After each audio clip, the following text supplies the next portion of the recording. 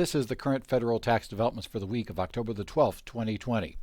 Current federal tax developments are brought to you by Kaplan Financial Education and by your state society of CPAs. I'm Ed Zollers, and we're going to look at some of the developments here as we head toward that final extended due date for individual returns and C corporations here on October 15th.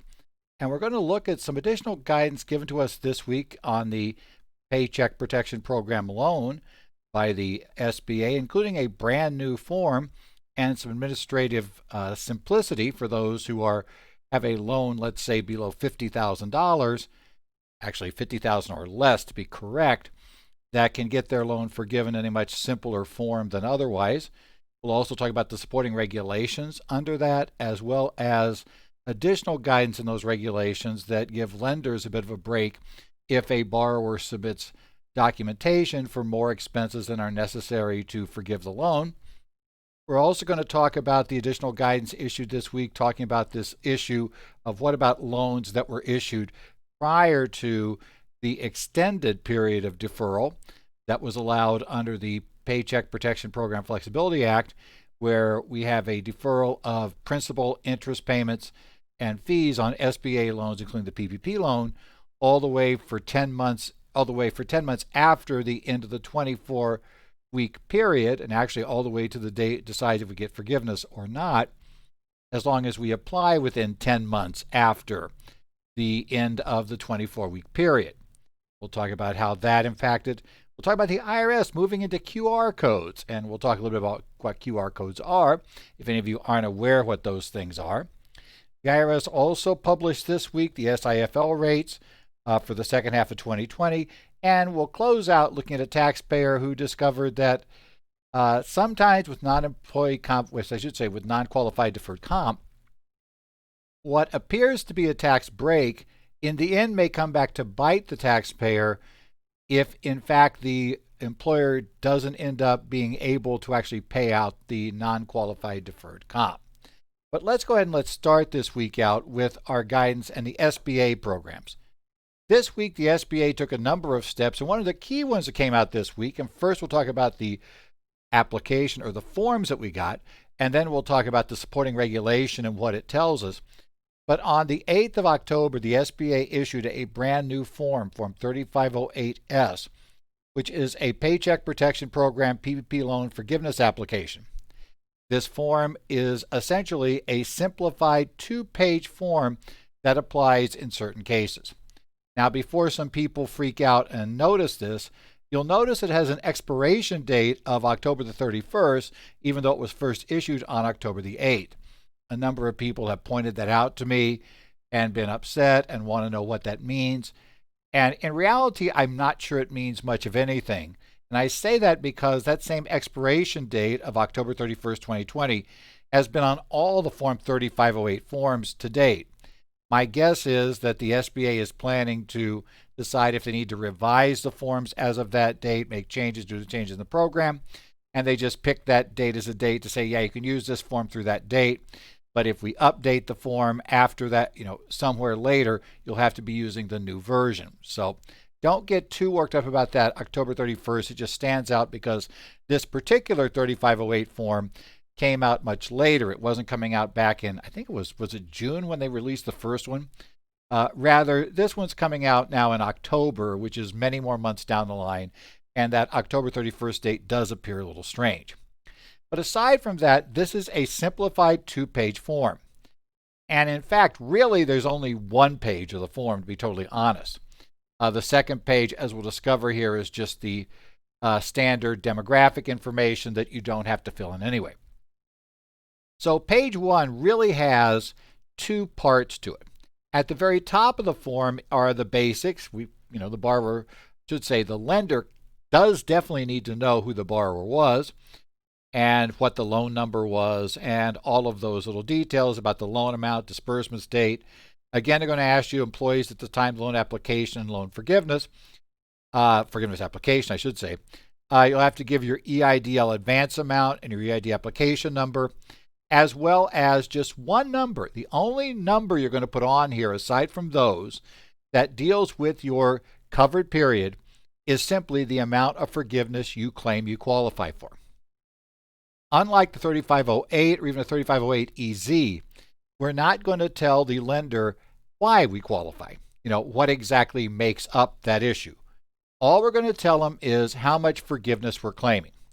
Now, that doesn't mean you get out from under everything, because of course there are on the instructions, they tell us the basics of, how to do this computation, but we're not going to be sending along any list or any other items, shall we say, telling them exactly what makes up our forgiveness amount.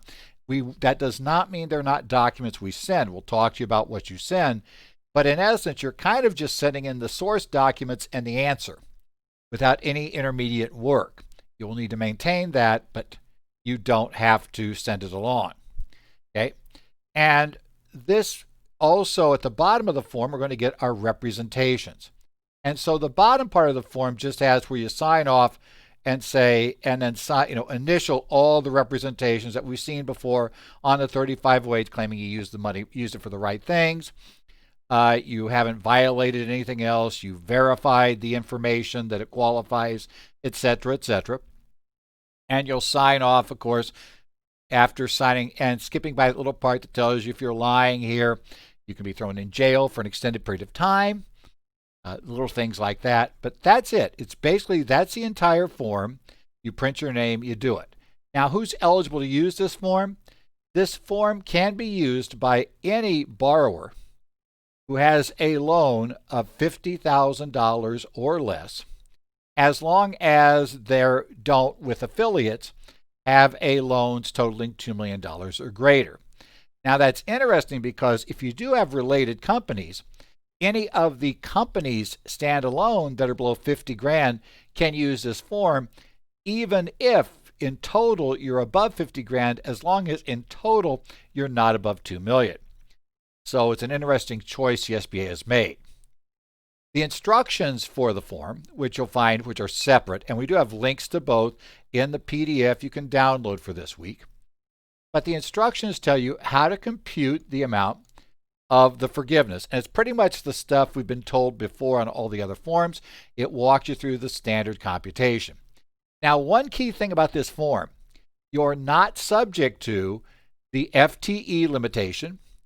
So we don't worry about whether you've reduced FTEs or not. So that's blanked out. And we don't worry about reduction of salary or wage or reduction of wage rate during the covered period. So that's a kind of a big to do.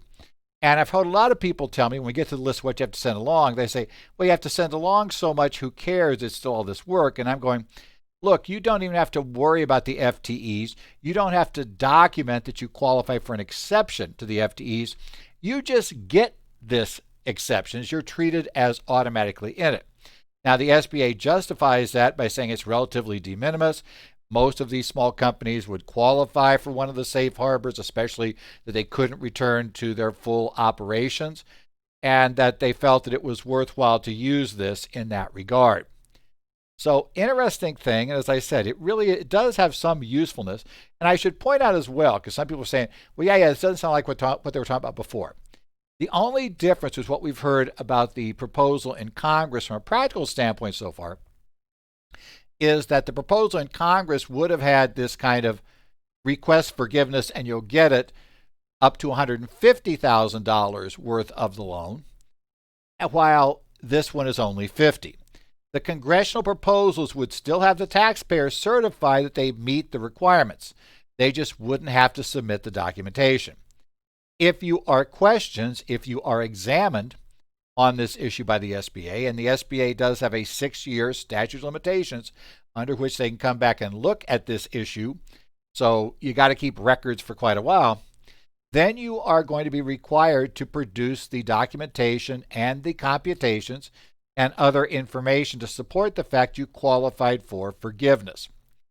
So you're not off the hook. That's true. You still got to have that stuff.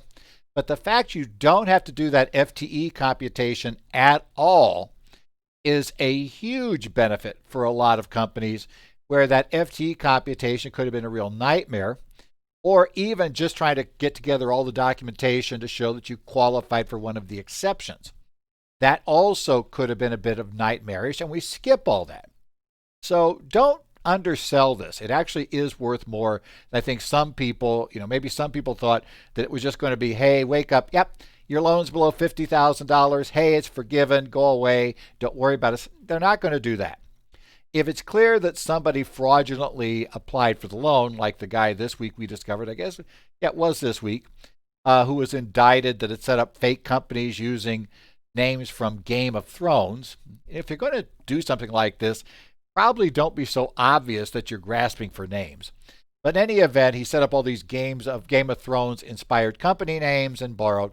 Well, if you had done that at the 50,000 or below level, yeah, they still want to be able to go after you. So you're still going to certify and sign, so they can always come back after you that you signed this thing, you lied, committed perjury, and therefore come after you. So we're always going to have that part of it. Now, what you do have to send along, though, are documentations. And you have to send along documentation verifying the eligible cash compensation and non-cash benefits from the covered period or the alternate covered period.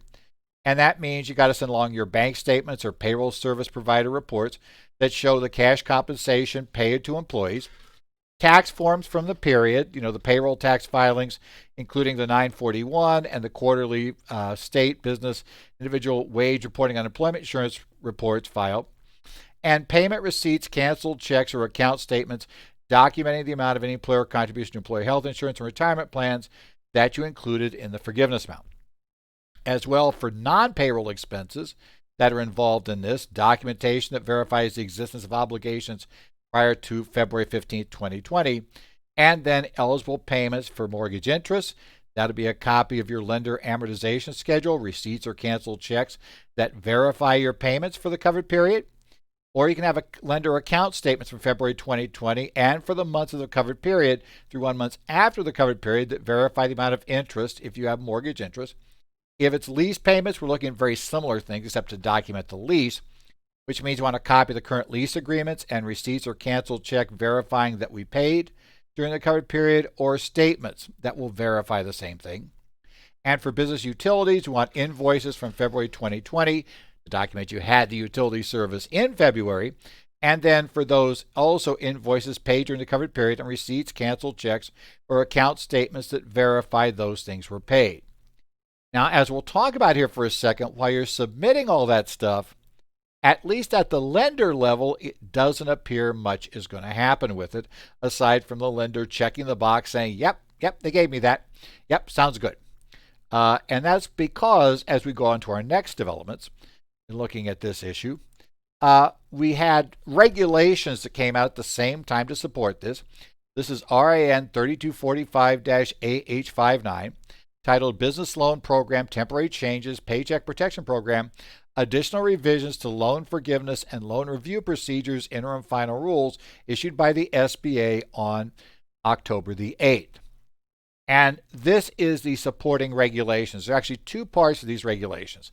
The first part is the part to justify the 3508S. And so it has the special rules that apply to a loan that was $50,000 or less. The borrower is allowed to use simplified form 3508S unless they are part of an affiliated group that had over $2 million in borrowing. If they are part of that, they have to fill in the full-blown 3508. That'll be it. And while you're sending along documentation, the regulation makes it very clear that what the bank's going to do is they are simply going to confirm that you sent along documentation on those items. The bank does not have a requirement to go back and get out their spreadsheets and start working up whether or not your numbers really add up. And that's important because, if they were going to have to do that, you'd probably still want to attach all your computations. My suspicion is that information is being gathered, so if the SBA pulls the loan and says, you know what, this is one we want to check, and I think it's pretty clear the SBA will not be able to check all the loans, but they will check some. If they decide they're going to check you, they already now have documentation, and what they're going to ask you to do, if it's not obvious from those documents, is prove to them, tell us, okay, how do you get your forgiveness amount out of these documents? And the documents you submit, therefore, at least it would appear, probably have to justify the forgiveness amount. So by that I mean is you can't, after the SBA comes back in, go and find some more things to send along. So I've talked a lot when I've done sessions about over documenting. I don't care that you've already got enough expenses to cover the loan amount. It's probably better to throw the rest of them, everything that's eligible, in there. So in case the SBA decides some of your expenses don't qualify, you would still have more than enough to get 100% forgiveness. I think that's still valid. And I say that because a second part of these regs deals with the issue of what happens if a borrower sends a lender more expenses than are necessary for the loan to be forgiven. And be careful. Some people are misreading or overreading this, so I think you need to be careful how you look at it from some comments I've got. It simply tells the lender that if I have documentation and calculations that back up 200% of what we need to have the loan forgiven, once I've done the legwork to document enough of the expenses, to review, not document necessarily, but reviewed enough of the expenses to have gotten rid of the entire loan, I don't have to keep slogging through as a lender. I can just stop at that point. I've done enough review. I've reviewed enough information, looking at payroll reports and the like, to justify the full forgiveness. So I can say, yes, you're fully forgiven. I can send that on to the SBA. And as a lender, I've done what I need to do. I'm fine. I don't need to go ahead and verify everything.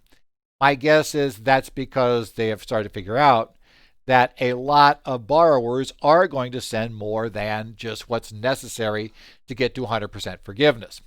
It makes a lot of sense for protective purposes. I still think it makes sense for protective purposes because if the SBA decides to review the loan, then you may very well, especially with the limited review procedure, if the SBA bounces it and says, oh, sorry, we don't approve this, we're reducing the forgiveness by 50%. Remember, in the appeals right we discussed, it's going to come off of what was submitted in the administrative record. So the only way you're going to get that detail on the record is going to be to have it submitted to the bank. Because remember, in the appeals process, we have a strict limit of how many pages we're generally allowed to submit. And I should say by we, I mean the attorney representing the borrower or the borrower. But we don't really have any limit on how many pages we can submit to the bank. And that will be part of the administrative record. So if you want that detail in front of the administrative law judge, if we end up coming up with a disagreement with the SBA over how much should be forgiven, yeah, it needs to be in the package with the borrower, it would appear, when the borrower sends in for forgiveness. So I still think it makes sense. The banks have been told they don't have to keep running through that, which is fine. It's there primarily if the SBA gets involved, or if the bank decides to disallow for some reason, the data will still be there for the SBA if we get past the bank's objection to be able to make a decision whether really there should be forgiveness or not. Final change we had this week on the Paycheck Protection Program regulations was a modification of one question in the frequently asked questions that related to the extended deferral terms that were part of the Paycheck Protection Program for Flexibility Act that was passed well after we did the original program. In the original program, if you had an outstanding SBA loan, then you got 6 months of deferral of principal, interest, and fees on that loan when you applied for your PPP loan. And on top of that, you got a 6-month deferral of having to pay those same things on the PPP loan. In the Paycheck Protection Program, therefore, the loan documents for those initial Paycheck Protection Program loans were all written in that fashion with a 6-month deferral. So they all state that you're going to start paying on this loan in 6 months. That's actually the key language. It's not so much a concern about the other SBA loans, because obviously they never said you could skip 6 months worth of payments, but it was the concern about the Paycheck Protection Program loan. And the question came up that when we had the Paycheck Protection Program Forgiveness Act that extended the deferral period to the date that you get a final decision on forgiveness of the loan, as long as you apply for forgiveness no later than 10 months after the end of your covered period. that's going to push you pretty far down the line that you could have the deferral, even if, it turns out that you're ultimately, you finally apply late. So if you apply late, you'll get this longer deferral. The question became, well, what if I took my loan out and I got my loan back in May, and my document says I have to start paying the bank 6 months from when I got the loan? And I've already had some clients or some people interact with me, some people online, some CPAs who've emailed me about, well, yeah, but my client says, the loan's got to start paying and 6 months is going to come up relatively soon. And, I don't know, they're not even ready to take my application yet. Are we going to have to start paying? And the SBA answered that by saying, no. The extended period automatically applies because the Paycheck Protection Program Forgiveness Act put that one in place. So the loan documents do not have to be renegotiated, which, by the way, is different than if you wanted to get the longer repayment period from 2 years to 5 years. A lender did not have to go along with extending the repayment period from 2 years to 5 years on those old loans. But this one, yeah, it doesn't matter what the loan says. You're going to have this deferral period of principal, interest, and fees on the loans for the entire 10 months after the covered period, if you wait that long to apply for forgiveness, and then then the period where you get the final answer on forgiveness. That deferral will apply, and we don't need to go back and rewrite all those old loans, nor do we have to follow those old loans and start paying at the end of 6 months. So that's useful because, yes, that question had arisen multiple times. There actually are a couple of things this week that happened at the IRS end. And one of the first ones is the IRS discovered QR codes. Now, if you're looking at the video, which you probably noticed this week looks different, we got new slides inside the Kaplan financial education group here that does accounting, continuing education. So I'm using the new slide format. You'll see a QR code on the screen.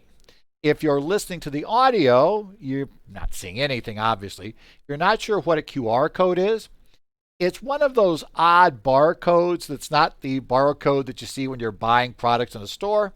It's that square code that generally is used where you point your camera, your phone camera, I should say, at something, and the phone camera reads it, and then it takes you on your smartphone to a website, because as we all know, smartphones are not the easiest to type in complex websites.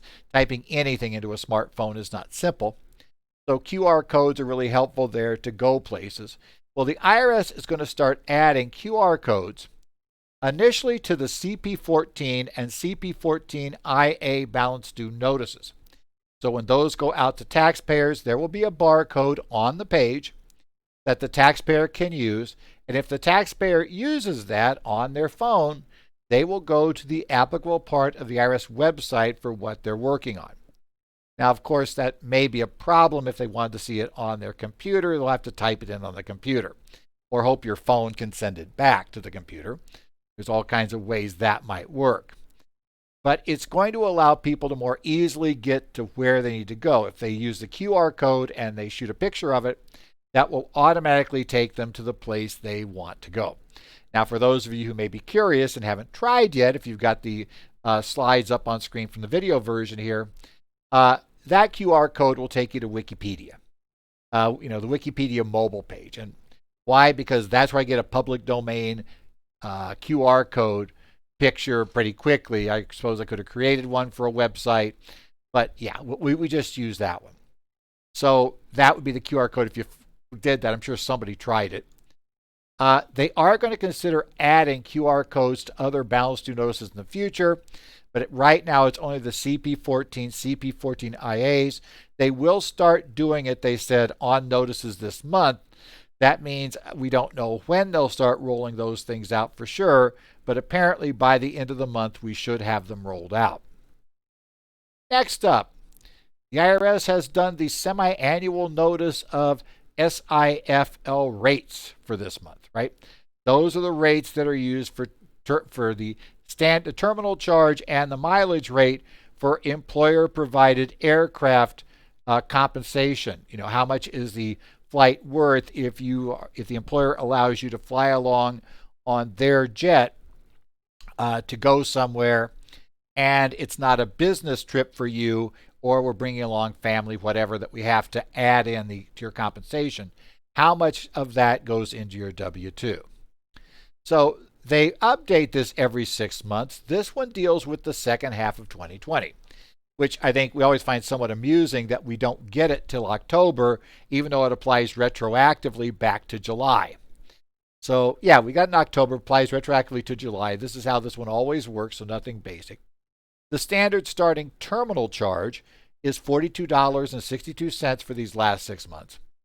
And then on top of that, so you take the terminal charge and then you add a mileage rate based on the number of miles flown. If it's less than or equal to 500 miles, it's 23.31 cents. 501 to 1,500 miles is 17.78 cents per mile. And more than 1,500 miles is 17.09 cents per mile. Okay. So again, that's updated. Obviously, about 6 months from now, we will get one for the first half of 2021. So if you've been waiting for that one, it's out. Finally, we're going to close out on a case here, which is a case of Koopman et al. Versus United States. This is a group of United Airlines employees.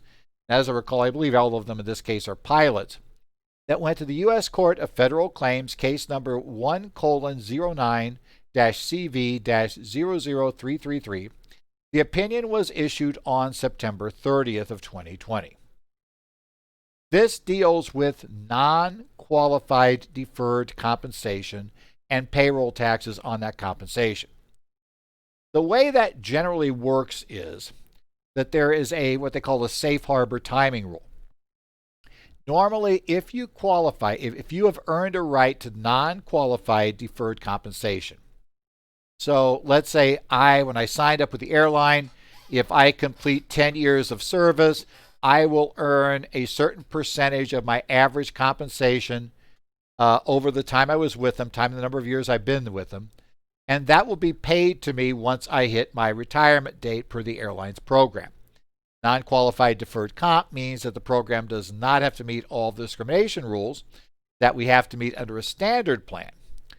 The negative primarily will fall on my employer because they won't get a deduction for funding the plan until such time as they pay me. But there's also a little quirk for me as an employee.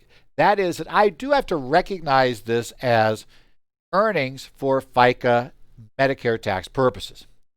Normally, the people getting this are getting salaries every year well above the Medicare limit. The pilots were.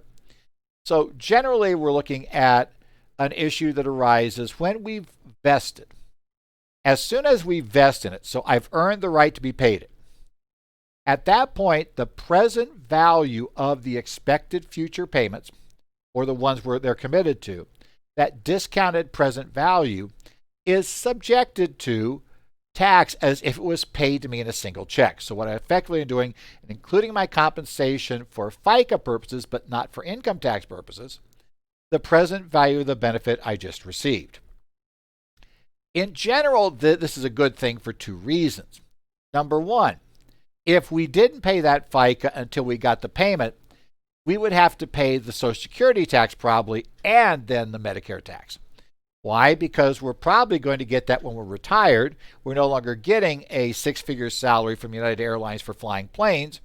And because of that, we're going to owe a lot of FICA tax over time on this payment. If I take the payment into income for FICA purposes and Medicare purposes in a year when I'm already over the limit, then we're just looking at the Medicare tax. And we're only looking at the Medicare tax on the discounted value. If you don't get it paid at that time, and by the way, it's not supposed to be optional, but if in fact they didn't pay it, then you end up having to take that out of every paycheck. So that means the earnings, effectively the interest portion that's being earned in the future, what you were allowed to discount down to today, you're also going to pay that FICA on that number. So it can be a much, much higher number paid than it would be if you included all this year. So this was a case of and Koopman was a pilot who not only had this included in income, so he'd vested, and he'd even begun getting some payments on it. But what happened in the interim is after he did this, United Airlines filed for bankruptcy after he retired. And this was back in the mid-2000s. when the airlines went under post 9/11. And so we had a lot of airlines, they filed for bankruptcy. They came to an agreement to settle the problem. Oh, yeah, remember, you vested in it, but for non-qualified deferred comp not to be considered includable in your W-2 income at the time, it can't be secured in a way that it's separated from claims of the employer's creditors. Well, obviously, if you go to bankruptcy, you're an unsecured creditor, and you're competing with the other unsecured creditors. So in bankruptcy, eventually there was an amount that came up with that settled this for a much smaller amount than he was going to expect to receive. But Mr. Koopman had this Medicare tax withheld based on a present value number that was now, at this point, in fact, more than the total he would ever receive under this program.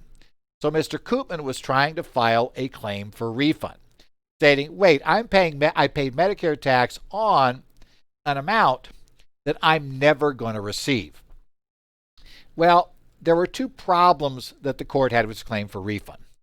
And the first one was unique. We hadn't really talked about this one before. They said, well, here's the problem. You paid this tax back like in 2006, but you didn't file the claim for refund because you didn't know it wouldn't be paid. Actually, I guess no, I paid it back in like 2000, 2001. You didn't know it wouldn't be paid until like 5-6 years later. So they said the problem is you have to file a claim for refund under 6511 within 3 years after the date the return was deemed filed, or within 2 years of the date the tax was paid. They're saying, you're well past those limits, right? You're way past the statute. And he said, but I didn't know. I couldn't know. And they said, that's fine, but there's no equitable tolling for this. The fact that you didn't know that you may have overpaid the tax is irrelevant. The fact you couldn't have known that the tax was quote unquote overpaid and that the real deferred comp would be so much smaller than the actual one, well, that's tough luck. You had you filed then, it'd been dismissed because you couldn't have proven the right number, or we would have still used the amount they were going to pay you. Tough luck. There really was no way to handle this. So, hey. But the court did point out that we actually had dealt with this once before. You may remember, and I think this was last year or the year before, we talked about the Balestra case. Balestra was a United Airlines pilot who literally had to pick this up in income, never got any of it, would never get any of it because of the bankruptcy. And his claim was also turned down, saying, sorry, the law says you pick this up. The law says that you pick it up regardless of whether it's subject to claims of creditors. And as the court pointed out, and as I mentioned we started this, quite often that works to your advantage because you're going to end up paying way less in payroll taxes than you would have paid had we waited till you got paid out. But the flip side of it is, if it turns out that non-qualified deferred comp, its exposure to the other creditors means that you effectively either get much less or you don't get any of it, that's just tough luck. That's how the law works. There is no relief on this. If Congress wants relief on this, Congress had to pass relief. They never have. So that's basically how this works. Well, like I said, hopefully you're getting yourself all ready for these final returns this week, or maybe you've got them all done, in which case, great, and they've all returned their authorizations. That's always the more fun part, is chasing down those clients who got their authorizations, weeks ago, months ago, and still haven't turned them back in. And what do you mean? I thought you filed. It's going to be, no, I can't file it till you turn it back in.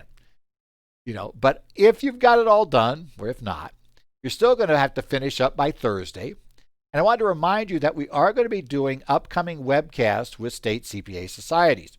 This week I want to highlight the ones we're going to be doing for the Idaho Society of CPAs on October the 29th, which will be preparing complex 1040s, and that will include discussions of the net operating loss rules, it was post-TCJA, now post-TCJA, and post-CARES.